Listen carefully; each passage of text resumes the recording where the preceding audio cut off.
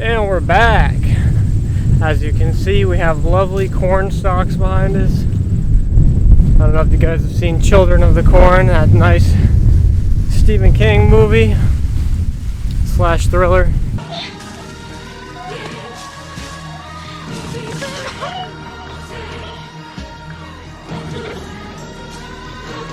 Today I want to continue discussing with you guys the importance of not comparing ourselves to others, and something our clinic does at lunch is we all go for a walk. Now, fun fact for you guys, your holistic tip for the day. I'm sure you've heard before that you're supposed to wait about 30 minutes after eating before doing any physical activity. Well, that has been debunked, and it actually gets the organs moving, gets the colon moving right after eating, that it settles your stomach. As long as you don't go for like a brisk jog or you go for a sprint, obviously you're going to throw up. But if you're just steadily walking, it settles down the nervous system, gets everything moving, and there's a good chance when you get back you might have to go to the bathroom. So, fun fact for the day. But our clinic does this. I'm out here with Kirsten. She's like another big sister I didn't have growing up. But she is our holistic health nutritional coach, integrated nutritional health coach. And I am bringing her along today, one, because we're walking, but two, I figured she might have some insight into why we compare ourselves to others and how we might not do that. So, yeah. Well, I think we see a lot on social media. We're always looking to be like them. And that is honestly the worst thing we can do for our own self-worth. It's a big disrespect to ourselves. We're always comparing to want to be like that person, to look like that person, to have what that person has. We're already telling ourselves we're not enough, we don't have enough, we're not worthy, and that's toxic. We have to change our mindset that we are good enough. What we have, where we are right now in this moment, is enough. And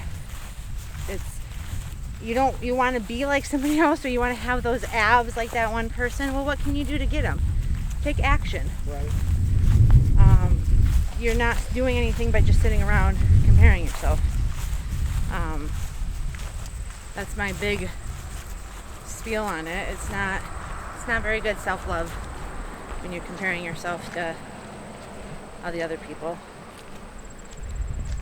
Now, we were just discussing a little bit ago, you had just been sharing about the abs and basically like the glorification of the body, and perhaps even some things that aren't realistic in our life. You know, people in this world want instant gratification, they want instant results, and they get very upset. I mean, we know that we're more prone to anxiety and depression, especially when we compare ourselves to others. 100%. So what are some things that we could do in regards to social media and basically how society portrays how things should be, but the actual reality of the situation? How can I learn to stop comparing myself to others? And as you said, you had said the word earlier, self-respect. How can I learn to love myself just as I am, rather than something that I want to be? You gotta start loving who you are right now in this moment. You won't ever, if you're not happy with who you are right now, I don't think you're gonna love yourself when you have those abs. I can give you a little bit of my story. I lost 100 pounds and I still wasn't happy inside. Like, yeah, okay, I lost the weight, I got a little bit of confidence, I felt better, but I still wasn't loving who I was on inside. I was still scared to go out. So I had to really do some deep work. I had to push myself to not compare myself. I'm more than my body. You're more than your body. You're worth more than things. What you have right now is enough. You just have to love yourself right now before you take that next step.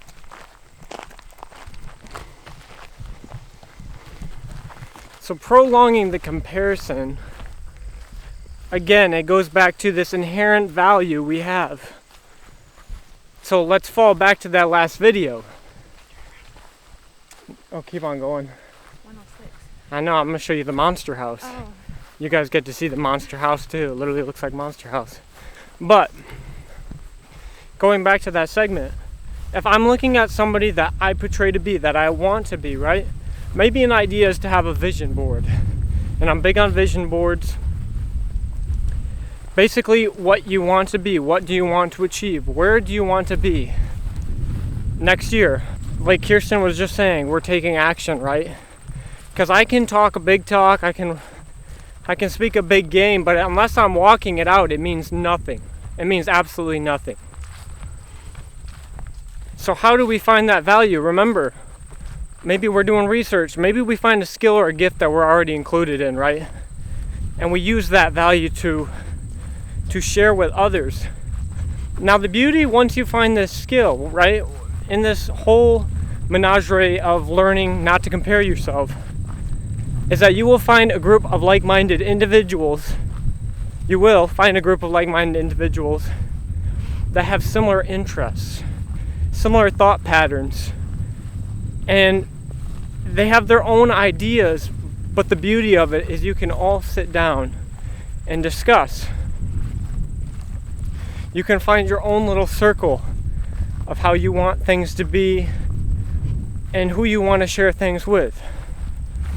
For example, next week, I don't know if we'll be posting exactly on Tuesday because I'll be traveling, but I'll be in South Carolina for exactly that type of thing.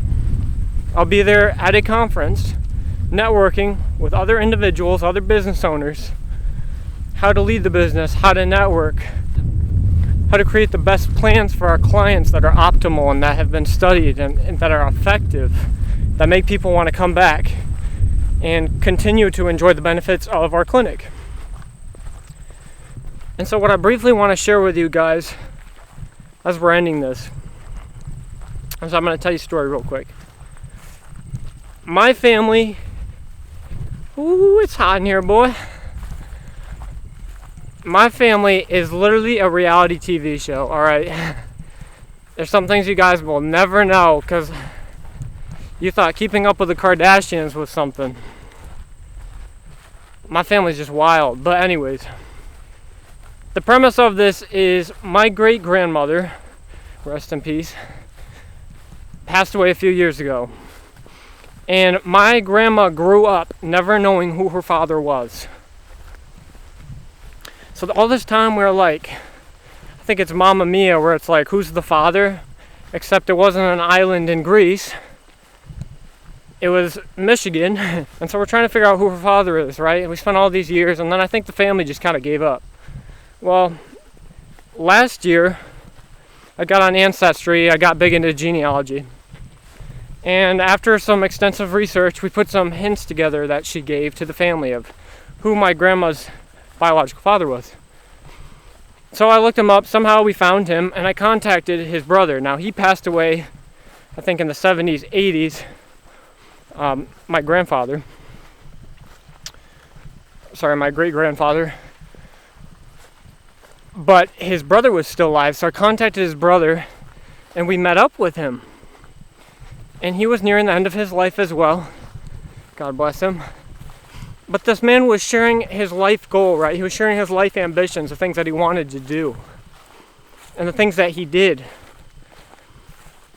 If you are from the Michigan area, you know that GRCC is a very big community college in Grand Rapids. He headed the automotive division for 25, 30 plus years, right? And that's what he wanted to do. His skill, he was great with his hands. He could have been an engineer, but he was just great with his hands. He wanted to teach people things. He wanted to orchestrate things. I told you it's Monster House. This gives me bad vibes. Ooh, I can feel it. It's up there. You see the newspaper box? We're there with my, we'll come back to Monster House. We're there, and he was just sharing, this is his life vision. He helped all these people, right? He told me he had these offers. He could have done these things. He got offered by other universities, other colleges, but he decided not to do it because for him, the thing that meant the most to him is he told me he touched nearly 1,000 lives. And he had families come back of men that were in the trade, right? And in the automotive that came back said, thank you for your job. I got hired at this dealership. Thank you for your job. I got hired by this big company. And so his life goal was to sow into others and to give them that dream and vision. And rather than worrying about, how much money he made or this and that, he just wanted to make an impact in other people's lives. And for that, I'm so grateful that he did that. He was a wonderful man, and I wish I knew him better. But I share that story because he provided value. He knew what he was doing. He knew what he wanted to do, and he went after it, and he changed other people's lives without a doubt.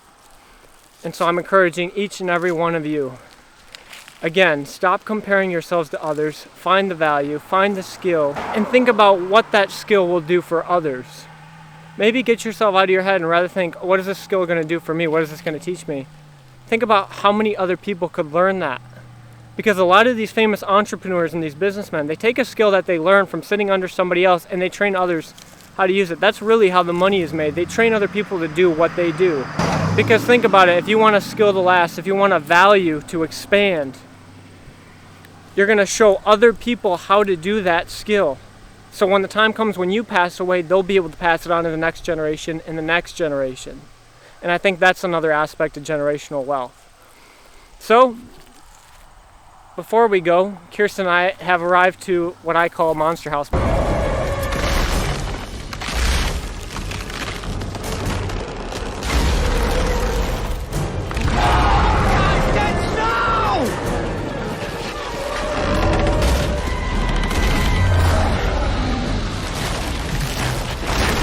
Bro, and this place gives me the heebie-jeebies, but I don't know if somebody died here. I don't know if y'all be picking up, but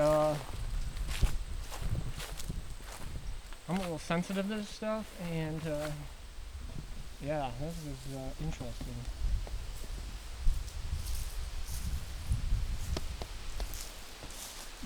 It's gonna be a party when you already feel weird and tingly right on the edge of the property. Yeah, but I'm trying to make a video. So this is Monster House. I know you guys seen it in the Disney film, but this is it in real life. Come down to Michigan and come see Monster House. Yeah. Alright guys, and as always, I'll catch you in the next video. Stay safe, be smart. What do I say, Kirsten? What do we say? I don't know. Stay frosty, baby.